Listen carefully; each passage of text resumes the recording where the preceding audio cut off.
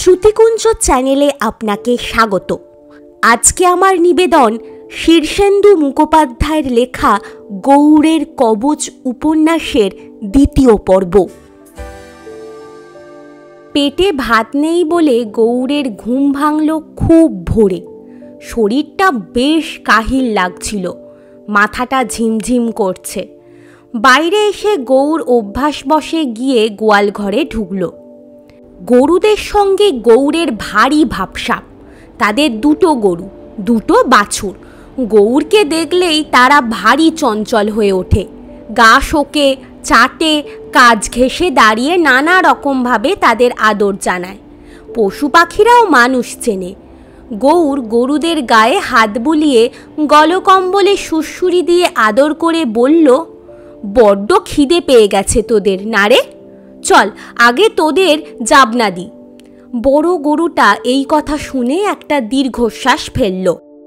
গরুদের জাবনা দিতে দিতে গৌড়ের সেই লম্বা লোকটার কথা মনে পড়ল। মাও আর খাউয়ের ঘর থেকে বেরিয়ে লোকটা হনহন করে কোথায় যেন চলে গেল। চোর ডাকাত নয় তো? কথাটা একবার তার দাদা নিতাইয়ের কানে তোলা দরকার। গাঁয়ের চোরদের সবাইকেই চেনে গৌড়, তাদের সঙ্গে বেশ ভাবসাবও আছে। সুতরাং লোকটা গাঁয়ের আশেপাশের গাঁয়েরও নয়। তাহলে লোকটা কে? নিতাই যখন পুকুরের ঘাটলায় দাঁড়িয়ে দাঁতন করছিল, তখন গৌড় মাথা চুলকোতে চুলকোতে বলল, দাদা, একটা কথা ছিল। নিতাই ভাইয়ের ওপর বিশেষ সন্তুষ্ট নয়। অন্যদিকে চেয়ে বলল, পয়সা টয়সা চেয়েও না, অন্য কথা থাকলে বলতে পারো। না, পয়সা নয়, আমি পয়সা দিয়ে কি করব? বলছিলাম কি, কাল রাতে বাড়িতে চোর এসেছিল। নিতাই আতকে উঠে বলে, চোর? কোন চোর দেখেছিস? চেনা চোর নয়, লোকটা খুব লম্বা। খাও আর মাউয়ের ঘর থেকে বেরিয়ে গেল দেখলাম। তাহলে চেঁচাসনি কেন? আমার প্রথমটায় মনে হয়েছিল বোধহয় ওদের চেনা লোক। দরজা খুলে বেরোলো, তারপর আবার ভিতর থেকে কে যেন দরজা বন্ধ করে দিল। তাই বুঝতে পারছিলাম না কি করব। যদি কুটুমদের চেনা লোক হয়, তাহলে চোর বলে চেঁচালে তাদের অপমান হবে। নিতাই দাঁতন করা থামিয়ে গৌড়ের দিকে চেয়েছিল। হঠাৎ বলল, কিরকম চেহারাটা বললি? খুব লম্বা আর সুরুঙ্গে। নিতাই গম্ভীর হয়ে বলল, আজ রাত থেকে তোর ঘুমানো বন্ধ। সারা রাত জেগে লাঠি নিয়ে বাড়ি পাহারা দিবি। তোর বৌদিকে বলে দিচ্ছি, আজ থেকে যেন তোকে রাতে ভাত টাত না দেয়। ভাত টাত খেলেই ঘুম আসে। পেটে একটু খিদে থাকলে জেগে থাকতে সুবিধে হয়। নিতাইয়ের কথা শুনে গৌড়ের মুখ শুকিয়ে গেল। একেই তো বৌদি তাকে পেট ভরে খেতে দেয় না বলে সারা দিন পেটের মধ্যে হাঁচড় পাঁচড় করে। তার উপর রাতের খাওয়া বন্ধ হলে যে কি অবস্থা হবে। কিন্তু কি আর করা। গৌড় একটা দীর্ঘশ্বাস ফেলে 4টি পান্তা ভাত খেয়ে গরু নিয়ে বেরিয়ে পড়ল। নদীর ধারের মাঠে গরুগুলিকে ছেড়ে দিয়ে গৌড় গোবিন্দের বাড়ি গিয়ে হানা দিল। গোবিন্দ এই তল্লাটের সবচেয়ে পাকা চোর, মাঝ বয়সী, গাঁট্টা গোট্টা চেহারা, মাথায় কাঁচা পাকা চুল, চোখ দুখানায় বুদ্ধির ঝিকিমিকি। চোর হলেও গোবিন্দ লোক খারাপ নয়। গৌড়ের মা বেঁচে থাকতে ভগবত শুনতে যেত, মুড়ি বাতাসা খেয়ে আসত। গোবিন্দ উঠোনে বসে পাটের দড়ি পাকাচ্ছিল। গৌড়কে দেখে খুশি হয়ে বলল, আয় বস এসে। তা দাদা বৌদির সংসারে কেমন আছিস? গৌড় একটা দীর্ঘশ্বাস ফেলে বলে, ভালো নয় গোবিন্দদা। ভালো থাকবি কি করে? ওই যে দুটো গুন্ডাকে আনিয়ে রেখেছে তোর দাদা, ওরাই তোকে মেরে তাড়াবে। সাবধানে থাকিস। গৌড় একটা দীর্ঘশ্বাস ফেলে বলে, তাড়াবে সে আর বেশি কথা কি, বেঁচে যে আছি এই ঢের। আজ থেকে আবার রাতের খাওয়াও বন্ধ হলো। কেন কেন? কাল রাতে বাড়িতে চোর এসেছিল। সে কথা দাদাকে বলায় দাদা রাতের খাওয়া বন্ধ করে সারা রাত জেগে পাহারা দিতে হুকুম করেছে। চোর? বলে গোবিন্দ সোজা হয়ে বসল। তারপর বলল, চোরকে দেখেছিস? সেই কথাই তো বলতে এলাম। লম্বা সুরুঙ্গে চেহারার বিটকেল একটা লোক রাতে খাও আর মাউয়ের ঘর থেকে বেরিয়ে উঠোন পেরিয়ে চলে গেল। প্রথমটায় ভেবেছিলাম বুঝি ওদের কাছেই কেউ এসেছিল, চেনা লোকটোক হবে। লোকটা যে চোর তা বুঝলি কি করে? চোর কি না তা জানি না। তুমি এরকম চেহারার কোনো লোককে চেনো? গোবিন্দ মাথা নেড়ে বলল, সে কথা পরে হবে, আগে ভালো করে লোকটার চেহারাটা মনে করে বল। খুব ভালো করে দেখিনি, জ্যোৎস্নার আলোয় আবছা আবছা যা মনে হলো লোকটা তাল গাছের মতো ঢ্যাঙা, রোগাটে চেহারা, লম্বা লম্বা পা ফেলে উঠোন পেরিয়ে চলে গেল। তারপর খাও আর মাউয়ের দরজা বন্ধ হওয়ার আওয়াজ পেলাম। গোবিন্দ দড়ি পাকানো বন্ধ করে গোল গোল চোখে চেয়ে রইল কিছুক্ষণ। তারপর ভুরু কুঁচকে বলল, ঢ্যাঙা লোক বললি? খুব রোগা? সেরকমই মনে হলো। গোবিন্দ দু একটা শ্বাস ফেলে মাথা নেড়ে বলল, এ অঞ্চলের লোক হলে ঠিক বুঝতে পারতাম লোকটাকে। না রে, এ তল্লাটের লোক নয়, চোর বলেও মনে হচ্ছে না। চোর হলে দরজায় শব্দ হতো না। তোর দাদার ওই দুই গুন্ডা শালার স্যাঙাত নয় তো? তাও হতে পারে, একটু নজর রেখে চলিস। ওদের বড় ভাইটা লোক ভালো নয়, সেটা এখন জেলখানায় আছে বটে, কিন্তু চারদিকে তার অনেক চেলা চামুন্ডা। হাউয়ের কথা বলছো? তাকে চেনো নাকি? খুব চিনি, হাড়ে হাড়ে চিনি। বিশাল লম্বা চওড়া চেহারা, গায়ে অসুরের মতো জোর। সেই জোর নিয়ে কি করবে তা ভেবে পায় না, তাই সবসময় একে মারছে, তাকে ধরছে, লোকের সঙ্গে পায়ে পা লাগিয়ে ঝগড়া করছে। চুরি ডাকাতি থেকে শুরু করে খুন অবধি কিছু বাকি নেই। হেন কাজ নেই যা ও করতে পারে না। গৌর একটা দীর্ঘশ্বাস ফেলে বলে, শুনছি জেল থেকে বেরিয়ে সেও এখানে আসছে। আমিও শুনেছি তোর দাদার মাথায় গোলমাল আছে বলেই শালাকে আদর করে এনে বসাতে চাইছে। কিন্তু এই আমি বলে দিচ্ছি, হাউ যদি আসে তবে তোদের কাউকে আর এই ভিটে তিষ্ঠতে দেবে না। এমনকি গাঁয়ে লোক থাকতে পারবে কিনা সন্দেহ। গৌর হতাশ হয়ে মাথায় হাত দিয়ে বসে রইল। গোবিন্দ তার দিকে চেয়ে বলল, লম্বা লোকটা কে সেটা আমাকেও জানতে হচ্ছে। তুই ভাবিস না, আজ রাতে তোর সঙ্গে আমিও পাহারা দেবক্ষণ। খানিকটা ভরসা পেয়ে গৌর উঠে গরু চড়াতে গেল। গরু চড়াতে গৌরকে খুব একটা পরিশ্রম করতে হয় তা নয়। গরুগুলো আপনি ঘুরে ঘুরে মাঠের নধর ঘাস খেয়ে বেড়ায়। গৌর শুধু নজর রাখে যাতে ওরা হারিয়ে না যায় বা কারো বাগানে বা বাড়িতে না ঢোকে, কিংবা নালা নর্দমায় না পড়ে টরে যায়। গরু মাঠে ছেড়ে দিয়ে গৌর প্রথমে জঙ্গলে গিয়ে ঢোকে। দুপুরবেলাটায় তার বড় খিদে পায়, কিন্তু এত ঘন ঘন খিদে পেলে তো চলবে না। দুপুরের ভাত সেই বেলা গড়ালে গিয়ে জুটবে। ততক্ষণে গৌর জঙ্গলে ঢুকে ফলটল খোঁজে, পেয়েও যায় মাঝে মাঝে। এক এক সময়ের এক এক ফল, কখনো কামরাঙা, কখনো আতা, তেঁতুল, বেল, মাদার বা ফলসা। চুনো কুল আর বনকরম চাও মিলে যায় কখনো কখনো। তারপর একটা ঝুপসি গাছের তলায় শুয়ে সে কিছুক্ষণ ঘুমোয়। আজ গৌর জঙ্গলে দুটো আতা পেয়ে গেল, ভারী মিষ্টি। খেয়ে গাছতলায় গামছা পেতে শুয়ে পড়ল। সঙ্গে সঙ্গে ঘুম। ঘুমিয়ে ঘুমিয়ে গৌর স্বপ্ন দেখল মা তার মাথার কাছটিতে এসে বসেছে। খুব মিষ্টি করে মা বলল, কবচটা পড়িসনি? ওরে বোকা, কবচটা সব সময় পড়ে থাকবি। ঘুম ভেঙে গৌর ধর্মর করে উঠে বসল। তাই তো, কবচটার কথা যে তার খেয়ালই ছিল না। ঘরে কুলুঙ্গিতে তুলে রাখা আছে। দুপুরবেলা বাড়ি ফিরেই গৌর গিয়ে কুলুঙ্গিতে কবচটা খুঁজল। নেই। গৌর অবাক। কাল রাতে নিজের হাতে কবচটা এইখানে রেখেছে সে। গেল কোথায়? সারা ঘর এবং ঘরের আশপাশে আঁতিপাতি করে খুঁজল সে, কোথাও কবচটা খুঁজে পেল না। বুকটা ভারী দমে গেল তার, চোখে জল এলো। কবচটার মধ্যে যে বিশেষ কোনো গুণ আছে তেমন তার মনে হয় না, তবে মায়ের দেওয়া জিনিসটার মধ্যে মায়ের একটু ভালোবাসা আর আশীর্বাদও তো আছে।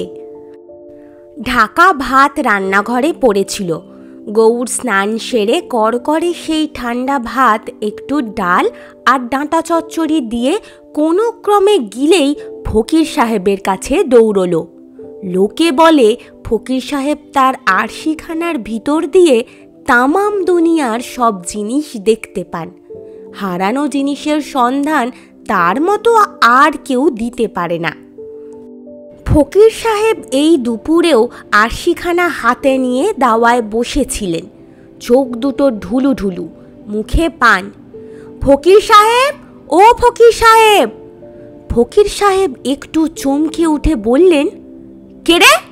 গৌর, আমার একটা জিনিস হারিয়েছে ফকির বাবা।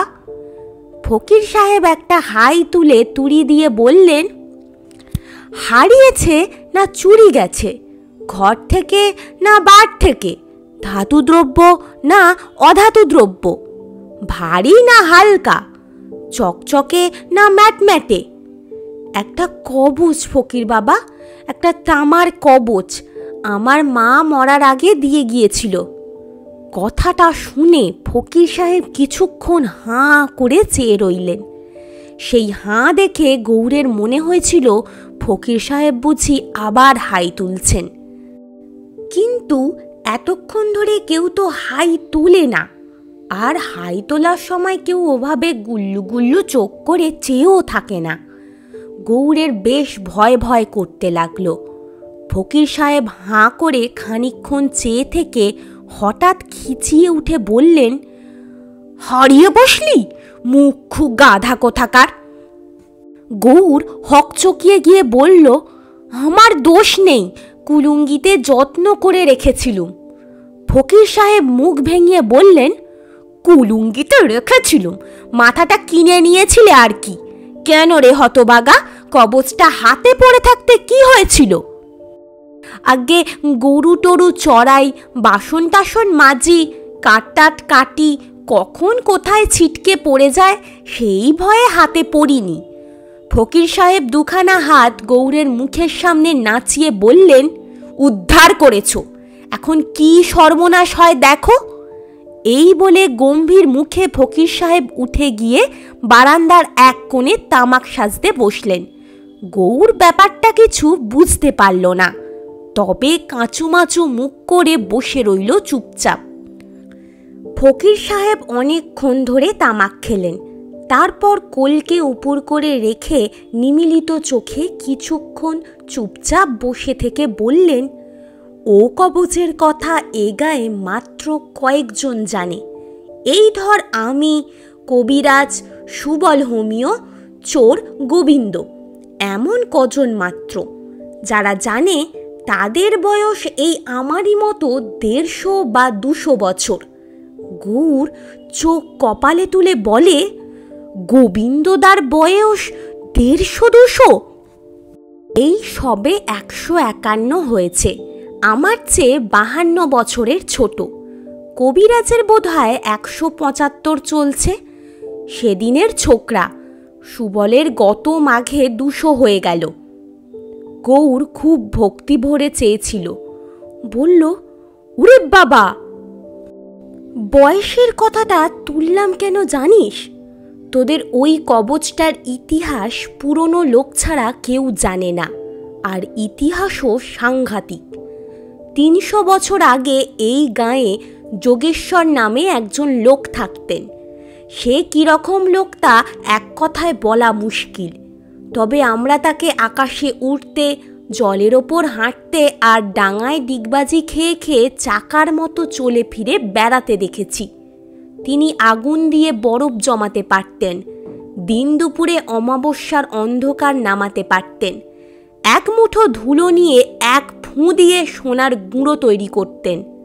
আমি, কবরেজ, গোবিন্দ, সুবল সব তার সাগরেদি করতুম। এই যে আরশিখানা দেখছিস, এ তারই দেয়া। কোবরেজটা তেমন কিছু শিখতে পারল না বলে ওকে কোবরেজের লাইনে ঠেলে দিয়েছিলেন তিনি। একখানা শিশুও দিয়েছিলেন ওকে, তাতে কি আছে জানি না। গোবিন্দ, সুবল ওরাও কিছু না কিছু পেয়েছিল, তবে ওসব গুহ্য কথা। তোর ঠাকুরদাও ছিল তার সাগরেদ, সে পেয়েছিল ওই কবচখানা, যাকে বলে জ্যান্ত কবচ। কবচের গুণাগুণ বলা বারণ, অত ভেঙে বলেও নি যোগেশ্বর বাবা। তবে আমার ধারণা ওই কবচ ঠিকমতো ব্যবহার করতে পারলে মানুষের অসাধ্যি কিছু নেই, কিন্তু বংশের বাইরে কারো হাতে গেলেই সর্বনাশ। গল্প শুনে গৌর আরেকটু এগিয়ে বসল, বলল, আমার ঠাকুরদাকে আপনি চিনতেন? চিনব না মানে? এইটুকু দেখেছি। তা যোগেশ্বর বাবার দয়ায় আপনারা সব এতকাল ধরে বেঁচে আছেন, তবে তিনি মরলেন কেন? মরেছে? তোকে কে বলল যে মরেছে?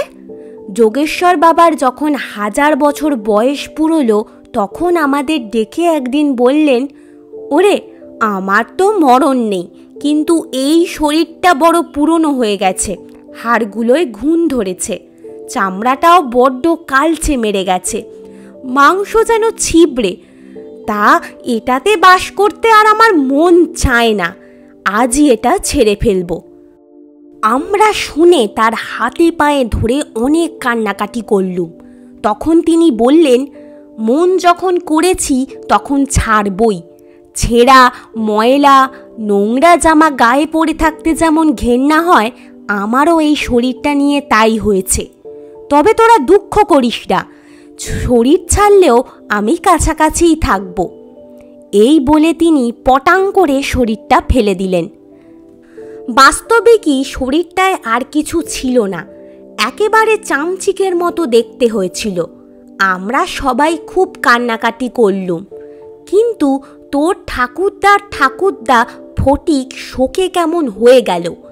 যোগেশ্বর বাবার সেই শরীরখানা ঘাড়ে নিয়ে বিবাগী হয়ে গেল। সে মরেনি, দিব্যি আছে। আরশিখানার ভিতর দিয়ে তার সঙ্গে প্রায় দেখা সাক্ষাৎ হয়। হিমালয়ে এক দুর্গম জায়গায় খুব জপ তপ করছে বেটা। এই আরশিখানা দিয়ে সব দেখা যায় কি না? তাহলে আমার কবচখানা কোথায় তা একটু দেখে দিন। ফকির সাহেব মাথা নেড়ে বললেন, ওটি হওয়ার জো নেই। এই আরশি দিয়ে আর সব দেখা গেলেও যোগেশ্বর বাবার মন্ত্রপুত জিনিস কোনোটাই দেখার উপায় নেই। এই ধর যেমন কোবরেজের শিশি, ফটিকের কবচ, সুবল বা গোবিন্দর কাছে যা আছে সেসব এই আরশিতে ধরা পড়বে না। তাই বলছি, কবচটা হারিয়ে খুব গ্যাঁড়াকলে পড়ে গেছিস। এখন খুঁজে পেতে দেখগে কে নিল। ফকির সাহেবের গল্প শুনে কেমন যেন আনমনা হয়ে গেল গৌর। বিশ্বাস করতে ইচ্ছে যায় না, আবার না করেই বা উপায় কি? বাড়ি ফিরে গৌর এক ডাই বাসন মাজল, উঠোন ঝাঁট দিল, গাছে জল দিল, গরুকে জাবডা দিল। তারপর মাটি কোপাতে গেল বাড়ির উত্তর দিককার বাগানে। কবচখানার জন্য মনটা বড় খারাপ। মন খারাপ থাকলে গৌরের গায়ে বেশ জোর আসে, কাজও করে ফেলে চটপট। যে মাটি কোপাতে অন্যদিন সন্ধে হয়ে যায়, তা আজ গৌর এক লহমায় কুপিয়ে ফেলল। গৌর কুয়োর পাড়ে যখন মাটি মাখা হাত পা ধুচ্ছে, তখন নেতাই গোপাল এসে বলল, মনে আছে তো? গৌর ঘাড় নেড়ে বলে, আছে। আজ রাত থেকে তোর খাওয়া বন্ধ, সারা রাত ঘরদোর পাহারা দিবি, বসে বসে আবার ঢুলিস না যেন। সব সময় পায়চারি করবি আর মাঝে মাঝে লাঠি ঠুকবি, মনে থাকবে যা বললুম? গৌর ঘাড় নেড়ে বলল, থাকবে। সন্ধ্যের পর গৌর চুপি সারে বেরিয়ে পড়ল কোবরেজ মশায়ের বাড়ির দিকে। পথেই বাজারের গা ঘেঁষে হরিপদর ফুলুরির দোকান। দারুণ করে, দেখল সেখানে দাঁড়িয়ে মাও আর খাও খুব মনের সুখে ফুরুরি ওড়াচ্ছে। গৌর আড়াল হয়ে শুট করে কেটে পড়ল। কোবরেজ মশাই বৈঠকখানায় বসে কি একটা ঘষছিলেন। সবসময় তিনি কিছু না কিছু বানিয়েই যাচ্ছেন। লতাপাতা, শেকড় বাকড়, ধাতু, পাথর, মধু, দুধ, এই সব সারাদিন একটার সঙ্গে আর একটা মেশাচ্ছেন, জাল দিচ্ছেন, পোড়াচ্ছেন। এরকম কাজপাগল লোক গৌর দুটো দেখেনি। তাকে দেখে কোবরেজ মশাই হাতের কাজ থামিয়ে ভ্রু কুঁচকে বললেন, তোর গা থেকে যে বড্ড ভূত ভূত গন্ধ আসছে রে। ওই বুজরুক ফোকরেটার কাছে গিয়েছিলি নাকি? আজ্ঞে হ্যাঁ, আমার একটা সমস্যা দেখা দিয়েছে। আবার সমস্যা কিসের? আমার একটা জিনিস হারিয়েছে। তাই ফোকরেটার কাছে গিয়েছিলি বুঝি? তা কি বলল বুজরুকটা? আজ্ঞে সে মেলা কথা, তা জিনিসটা পাওয়া গেল না তো? আজ্ঞে না, যোগেশ্বর বাবার দেওয়া সেই কবচ নাকি ফকির সাহেবের আরশিতে দেখা দেন না। কবিরাজ মশাই এতক্ষণ দিব্যি সুস্থ স্বাভাবিক ছিলেন। কবচের কথা শুনে আচমকে একটা আঁক করে শব্দ তুললেন গলায়। তারপর বজ্রাহতের মতো কিছুক্ষণ চেয়ে রইলেন গৌরের দিকে। সেই দৃষ্টি দেখে গৌরের মনে হলো কবিরাজ মশাই বুঝি বসে বসেই মূর্ছা গেছেন।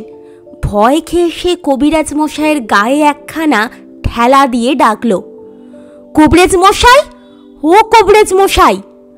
কবিরাজ মশাই চোখ পিটপিট করে খুব নিচু স্বরে বললেন, সর্বনাশ। ফকির সাহেবও সেই কথাই বলছিলেন। কবচটা হারানো নাকি ঠিক হয়নি। কুলুঙ্গিতে পটের পিছনে কবচটা লুকোনো ছিল। হারানোর কথা নয়, তবু যে কি করে হারালো? কবিরাজ মশাই খেকিয়ে উঠে বললেন, কুলুঙ্গি, তোর কি মাথা খারাপ? ও জিনিস কেউ হেলা ফেলা করে এখানে সেখানে ফেলে রাখে? গৌর কাঁদো কাঁদো গলায় বলে, এখন তাহলে কি হবে কবিরাজ মশাই? কবিরাজ মশাই মুখ ভেঙিয়ে বলে উঠলেন, কি হবে কবিরাজ মশাই? কি হবে তার আমি কি জানি রে লক্ষ্মী ছাড়া। বেরো বেরো, দূর হয়ে যা চোখের সামনে থেকে, হাঁদারাম কোথাকার। গৌর ভয় খেয়ে তাড়াতাড়ি বেরিয়ে এলো। তারপর চোখের জল মুছতে মুছতে ফিরে এলো বাড়ি। বাড়িতে ঢুকতেই দেখল বড় ঘরের বারান্দায় হ্যারিকেনের আলোয় তার দাদা নিতাই দুই শালাকে নিয়ে খেতে বসেছে। গরম ভাত আর ডালের গন্ধে মোমো করছে বাড়ি। এতক্ষণ শুনলেন শীর্ষেন্দু মুখোপাধ্যায়ের লেখা গৌড়ের কবচ উপন্যাসের দ্বিতীয় পর্ব। শুনে কেমন লাগলো তা আমাদের কমেন্ট করে জানাতে ভুলবেন না। এরকমই আরও গল্প শুনতে আমাদের চ্যানেলটি সাবস্ক্রাইব করে রাখুন। কথা দিলাম, নিরাশ করব না।